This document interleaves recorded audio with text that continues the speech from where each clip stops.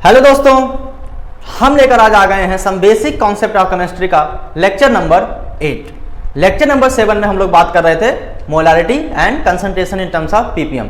इस लेक्चर में हम लोग बात करेंगे molarity and mole fraction.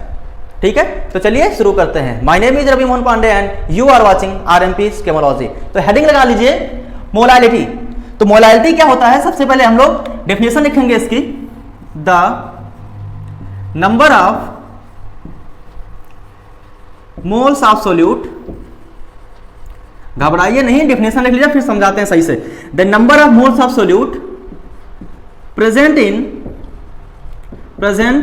In the 1 kilogram of solvent, क्या 1 kilogram of solvent is said to be molality of solution. क्या कहेंगे उसे? मोलालिटी कहेंगे किसकी? सॉल्यूशन की। ठीक है, बहुत बढ़िया। The number of moles of solute present in 1 kilogram of solvent is said to be the molality of solution. ठीक है, तो मोलालिटी किसे कहेंगे? मोलालिटी किसे कहेंगे? Number of moles of solute. Number of moles of solute present in 1 kilogram of solvent is said to be the molality. ठीक है, बातें समझ में आई कि सोल्यूट के नंबर ऑफ मोल कितने उपस्थित हैं 1 किलोग्राम सॉल्वेंट में, बस बात खत्म मोलालिटी की। ठीक है, बहुत बढ़िया। तो अब क्या करते हैं, इसका फॉर्मूला लिखते हैं। मोलालिटी इज इक्वल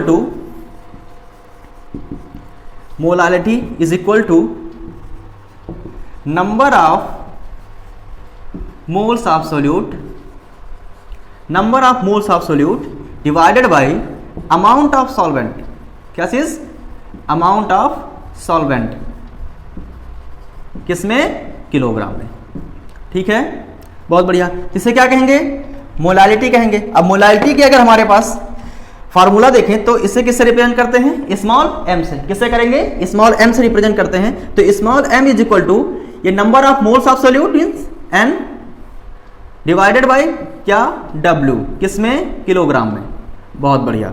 तो small m is equal to n by W, ये आपका फार्मूला होगा किसका? मोलालिटी का। ठीक है, तो यहां तक बातें समझ में आई? बहुत बढ़िया। अब क्या करते हैं, एक हम लोग देख लेते हैं एग्जाम्पल। क्या देखेंगे? एक एग्जाम्पल देखेंगे। आप लोग नोट्स बनाते चलिए साथ में, बहुत मजा आएगा आगे जी। बहुत बढ़िया, बहुत बढ़िया। नोट्स सब लोग बना रहे हैं, सारे लोग बहुत अच्छे हैं, बहुत बढ़िया। तो एक हम क्या लिखेंगे, यहाँ क्वेश्चन लिखेंगे। A salt having molecular weight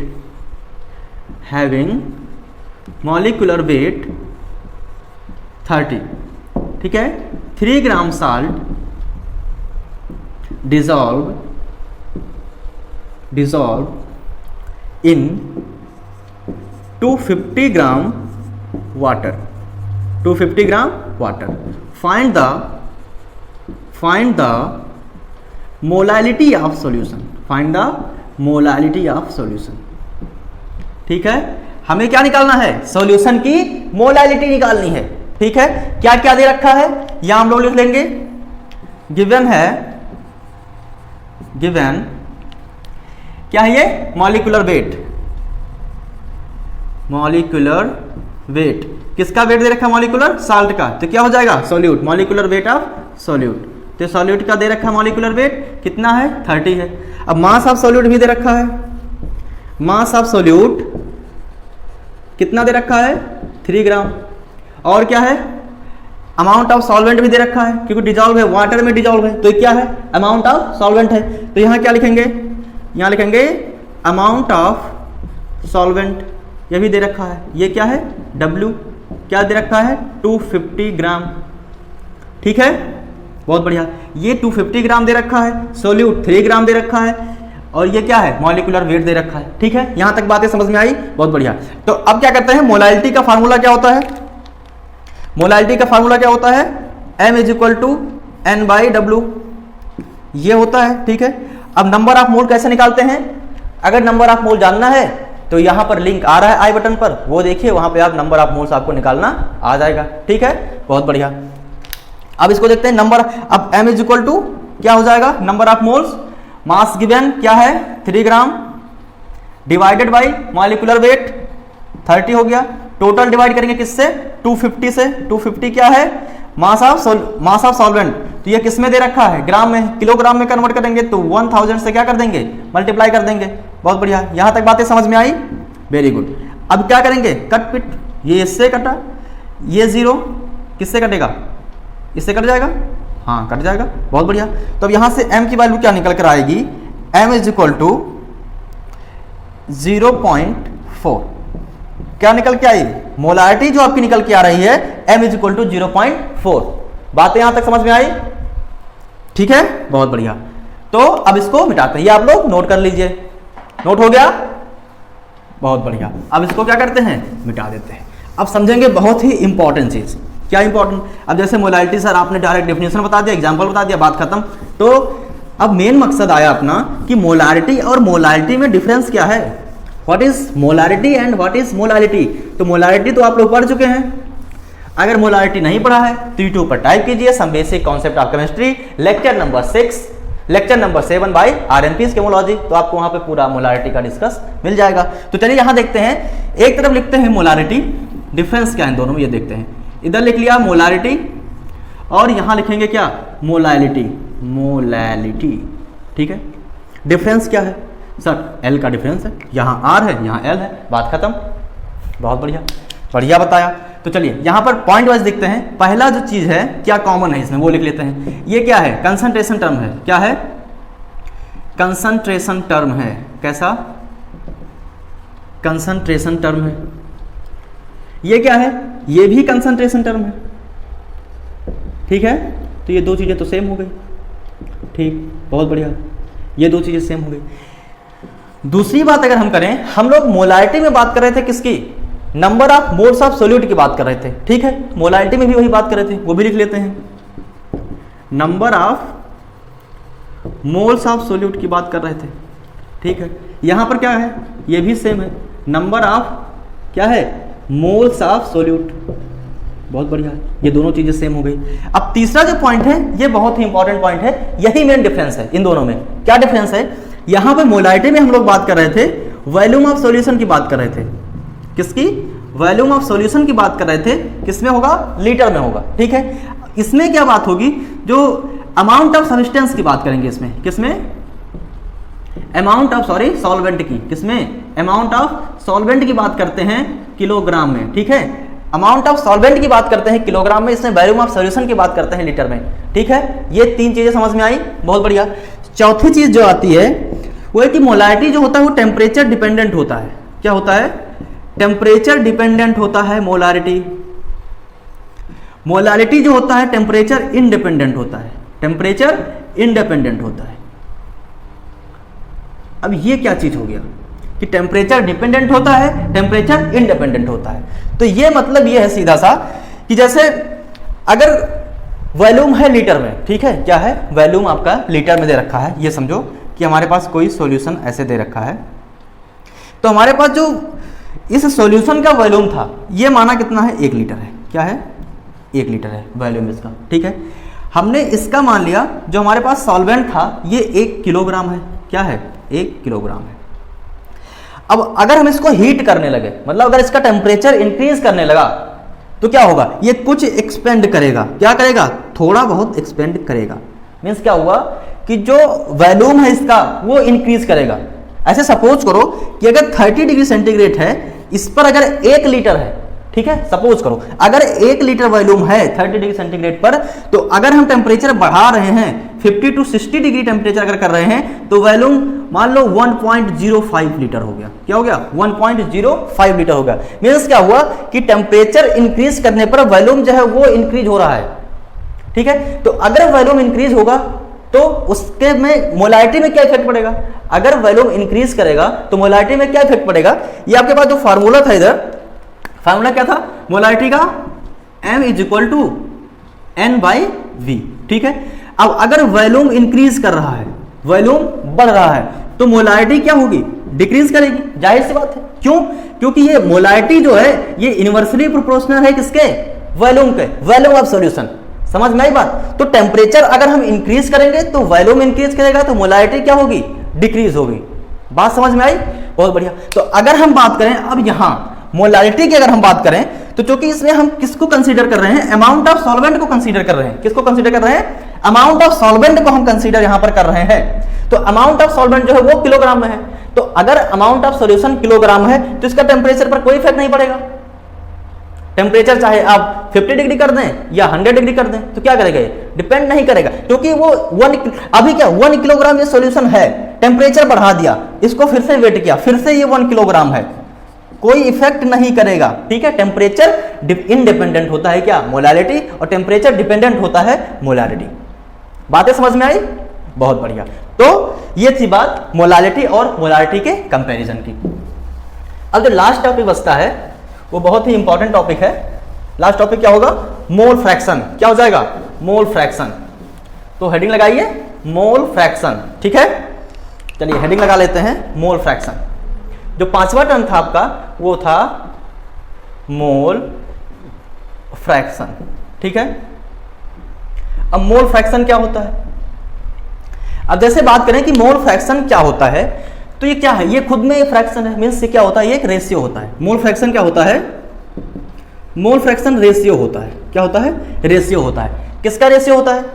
moles का रेशियो होता है। किसका? मोल्स का रेशियो होता है। ठीक है, ये समझो भी, मोल फ्रैक्शन जो होता है वो मोल्स का रेशियो होता है, बस इसके आगे भी समझने की जरूरत नहीं है। मोल फ्रैक्शन क्या है? मोल्स का रेशियो है। ठीक है, अब इसके जस्ट बाद हम लोग क्या करेंगे? हम लोग लिख लेंगे इसका डिफिनीशन, और जब डिफिनीशन लिखेंगे तो सारी बातें क्लियर हो जाएंगी। कैसे? The ratio of number of moles of any component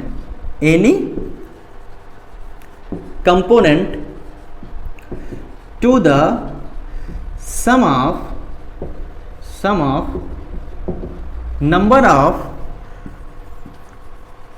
moles of total component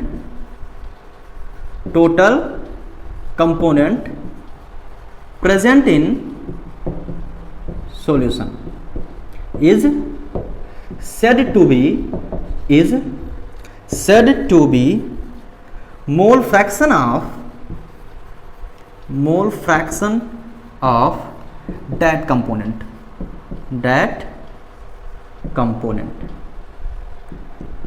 ठीक है, बहुत बढ़िया। इसको भी मिटा देते हैं, डोंट बी कंफ्यूज। रेशियो है मोल्स का रेशियो, बस इसका मतलब इतना था। The ratio of number of moles of any component to the sum of the number of moles of total component present in the solution is said to be the mole fraction of that component. इतना लंबा चौड़ा definition का सीधा मतलब ये हुआ कि जैसे एग्जांपल लें, यहां पर हमारे पास कोई सॉल्यूशन है, ए और बी उसमें दो कंपोनेंट हैं। क्या है? ए और बी दो कंपोनेंट हैं, सॉल्यूशन बन रहा है। ठीक है, तो अगर पूछा गया कि हमें ए कंपोनेंट जो है इसका मोल फ्रैक्शन निकालना है, क्या निकालना है? मोल फ्रैक्शन निकालना है। तो क्या करेंगे? एक्स ए, दैट मीन्स इसे क्या कहते हैं? इसे हम जीटा कहते हैं, not x, this is zeta, ZETA। ठीक है, x a is equal to number of moles of a divided by number of moles of a plus number of moles of B.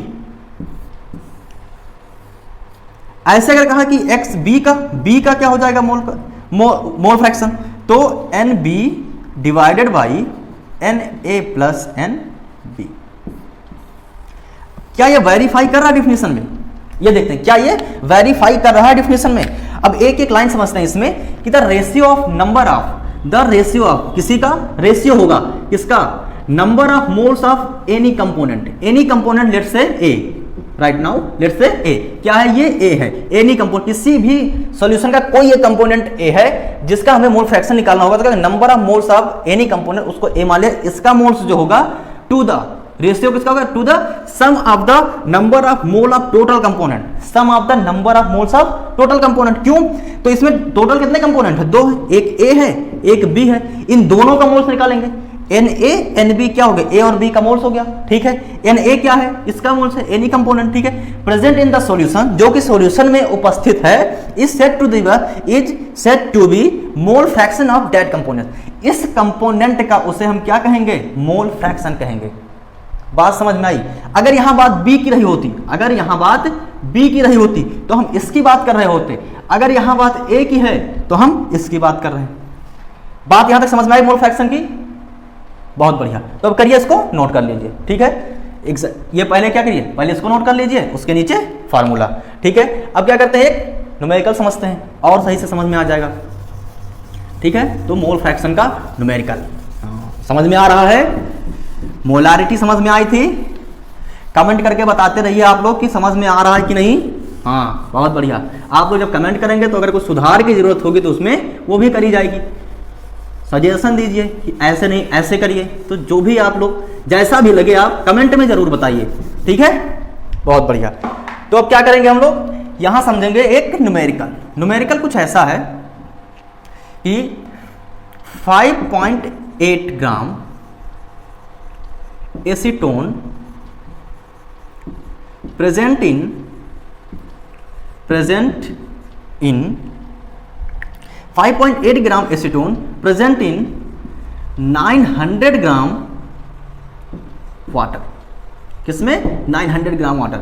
Find the, तो मैं find करना है, find the mole fraction of, find the mole fraction of water as well acetone, ठीक है।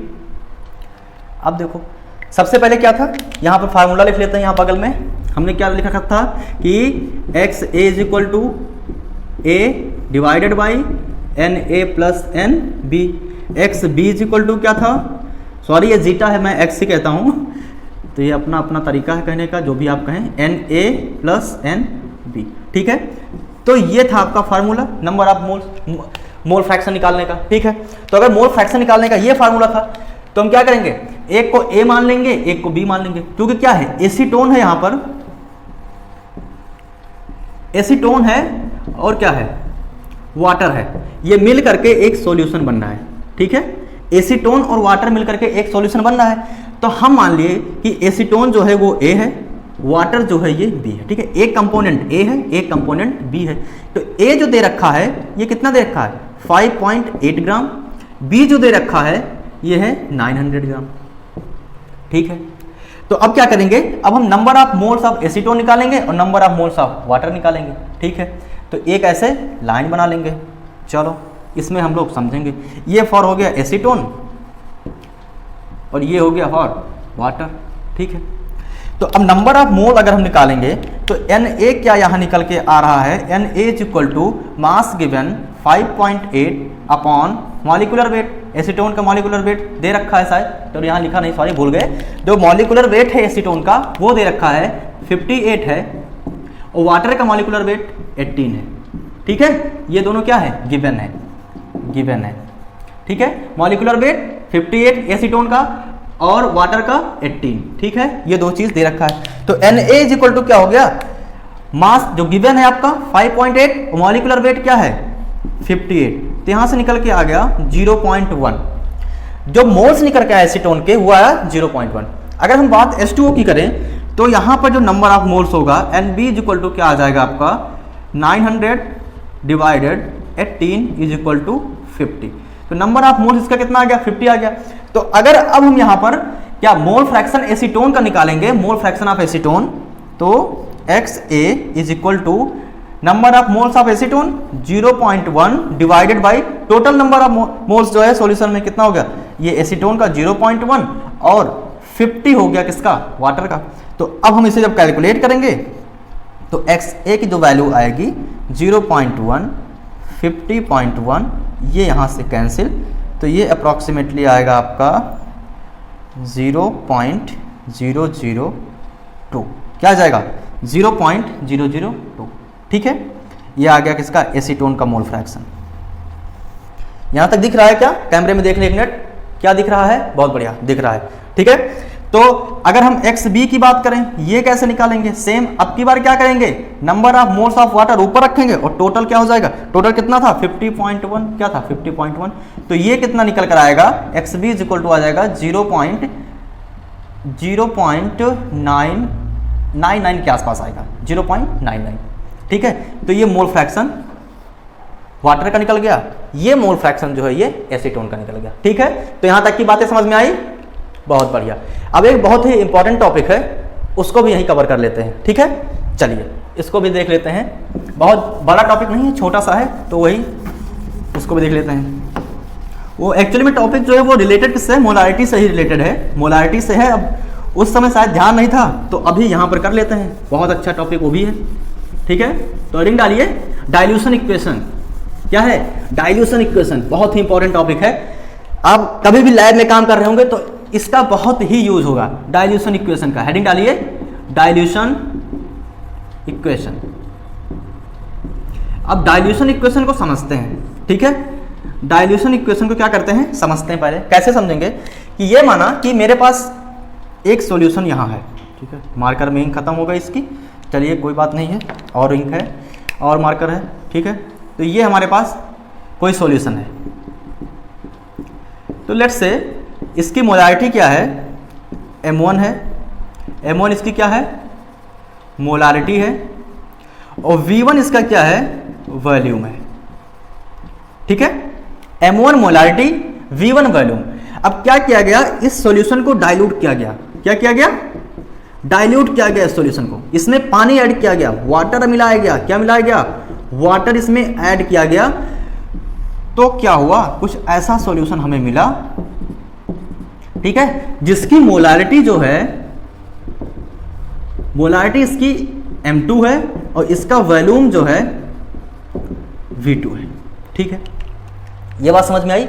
हमारे पास कोई solution था जिसको डाइल्यूट किया गया, ये दूसरा सॉल्यूशन बना। जैसे ये सॉल्यूशन कोई हमारा A है, ये कोई सॉल्यूशन हमारा B है। तो A सॉल्यूशन था जो B में कन्वर्ट किया गया वाटर मिला करके। पहले की मोलारिटी M1 थी, वॉल्यूम V1 था, इसकी मोलारिटी M2 है, वॉल्यूम V2 है।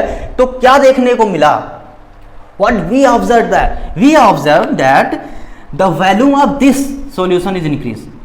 क्या होगा, इसका वॉल्यूम क्या करेगा, इंक्रीज करेगा। कैसे, क्योंकि पानी इसमें डालते जाने तो इंक्रीज करेगा।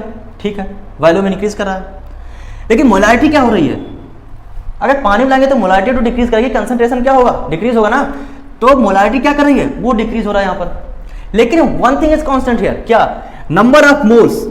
यहां पर भी n है और यहां पर भी n है। ठीक है, नंबर ऑफ मोल्स यहां पर भी n है, नंबर ऑफ मोल्स यहां पर भी n है। क्यों n है, क्योंकि हमने सोल्यूट तो ऐड नहीं किया है ना। सोल्यूट हमने ऐड नहीं किया, हमने क्या ऐड किया, सिर्फ पानी ऐड किया। तो अगर हम पानी ऐड करेंगे तो जितने नंबर ऑफ मोल इसमें है, नंबर ऑफ मोल उतने ही रहेंगे। चलो माना कि पहले जो इसके मोल, चलो सोल्यूट के मोल्स माना ये है। ठीक है, 6, समझो 6 मोल इसमें थे। तो क्या हुआ, अब अगर बहुत हो जाएगा तो दूर दूर, चलो मान लिया क्या हुआ, ऐसे सपोज करो क्या हुआ, ये ऐसे दूर दूर फैल गए। लेकिन 6 नंबर ऑफ मोल इसमें भी है और 6 नंबर ऑफ मोल इसमें भी है। क्यों, क्योंकि हमने नंबर सोल्यूट ऐड नहीं किया। ठीक है, हमने सोल्यूट ऐड नहीं किया, तब फिर क्या मिलेगा। तो अगर हम यहां से देखें कि मोलारिटी का जो फार्मूला आता है हमारे पास, मोलारिटी इज इक्वल टू क्या था, molarity is equal to number of moles divided by volume in litre या मिलीलीटर, जिसमें भी हो। क्योंकि अगर चलो लीटर में है, मिलीलीटर में होगा तो क्या करेंगे, 1000 से मल्टीप्लाई कर देंगे। ठीक है, तो यहां पर मोलारिटी क्या है, M1 है।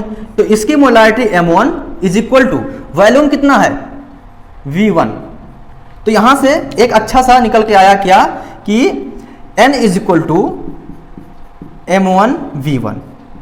N की वैल्यू क्या निकल के आ गई, M1 V1। Let's say question number 1। ठीक है, अब हम बात करेंगे इस वाले में। तो यहां क्या था, वही मोलारिटी इज इक्वल टू क्या है, number of moles upon volume in litre मान लिया। तो अगर इसमें मोलारिटी क्या है, इसकी मोलारिटी M2 है, तो M2 is equal to N upon V2। क्या गया, V2 आ गया। तो अगर हम N की वैल्यू यहां से निकालें तो N इज इक्वल टू निकल के आ रहा है M2 V2। क्या निकल के आया, M2 V2। Let's say equation number 2। ठीक है, तो अगर हम इक्वेशन 1 और इक्वेशन 2 को देखें, अगर हम इक्वेशन 1 और इक्वेशन 2 को देखें तो हमें क्या मिल रहा है कि M1 V1 is equal to M2 V2। क्या निकल के आया, M1 V1 is equal to M2 V2। This is said to be the dilution equation. इसे क्या कहते हैं, इसे तनुता समीकरण कहते हैं। ठीक है, डाइल्यूशन इक्वेशन इसे कहते हैं। तो यहां तक की बातें समझ में आई, बहुत बढ़िया। तो अब क्या करेंगे, एक न्यूमेरिकल इसका देखेंगे। क्या देखेंगे, एक न्यूमेरिकल इसका हम लोग देखेंगे।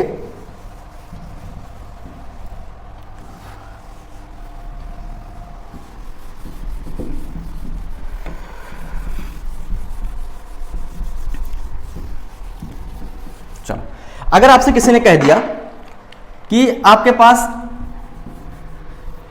m/2 क्या है, आपके पास m/2 H2SO4 सॉल्यूशन है, ठीक है, आपके पास m/2 H2SO4 सॉल्यूशन है। समझिए इसको थोड़ा सा, बहुत ही इंपॉर्टेंट चीज़ है, क्योंकि आगे आप जब भी लैब में काम करेंगे तो बहुत ही इंपॉर्टेंट रोल ये प्ले करेगा, ठीक है। और इसमें बताया गया कि आपको m/10 का हमें H2SO4 सॉल्यूशन बनाना है। H2SO4 सॉल्यूशन हमें चाहिए, कितने ml चाहिए, 100 ml चाहिए, ठीक है। ये बताया गया कि लैब असिस्टेंट आपके सर ने कहा कि ये लो m/2 का H2SO4 सॉल्यूशन यहाँ पर रखा है, इससे हमें m/10 का H2SO4 सॉल्यूशन बना के दो 10 ml, ठीक है, बात खत्म। तो आप पहुंचे, बी का डी कर लिया, क्या करें सोचना पड़ेगा। अब आपने डाइल्यूशन इक्वेशन पढ़ा था, तो वहां से आपने क्या करा, दिमाग लगाया कि m1v1 is equal to m2v2, ठीक है।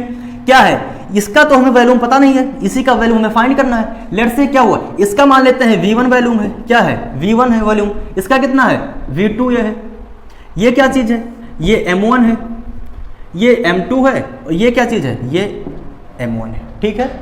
तो हमें क्या फाइंड करना है, यहाँ पर v1 फाइंड करना है, बाकी सारी चीजें दे रखी हैं, कैसे फाइंड करेंगे।